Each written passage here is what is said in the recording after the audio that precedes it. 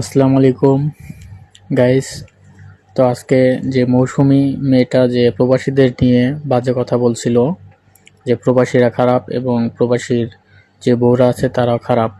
তো আজকে তিনি লাইভে এসে তাকে লাইভ করা হয়েছে, তার বাসায় গিয়েছিলেন অনেক ভাইয়েরা। তো যে তার কাছে তাকে ধরছিলেন, ধরার পরে তিনি ক্ষমা চেয়েছেন আর কি। আসলে তার ভিডিওটা আপনারা লাইভে দেখতে পারবেন, এখানে তার ভয়েসটা আসেনি কারণ এটা আমি একটা স্কিপ করেছি, মানে স্ক্রিন শেয়ার করে ভিডিওটা আর কি ছাড়লাম। তো গাইজ তিনি ক্ষমা চেয়েছেন এবং তার যে বোন আছে তার বোনও কিন্তু তার সাথে সাথে ক্ষমা চেয়েছেন, তার ফ্যামিলির সকলেই ক্ষমা চেয়েছেন। এবং কি তিনি আরও বলেছেন যে মানে তার পেজ থেকে কখনো প্রবাসীদের নামে কোনো কথা বা কোনো ভিডিও প্রবাসীদের নামে বের হবে না। তো গাইজ ইনশাল্লাহ অবশেষে প্রবাসীদের জিত হলো, কারণ প্রবাসীরা তো আর তাদের মতো কি আর বলবো, আর তাকে বকা দিতে চাচ্ছি না। তো গাইজ সবাই ভালো থাকবেন, আল্লাহ হাফেজ, আসসালামু আলাইকুম।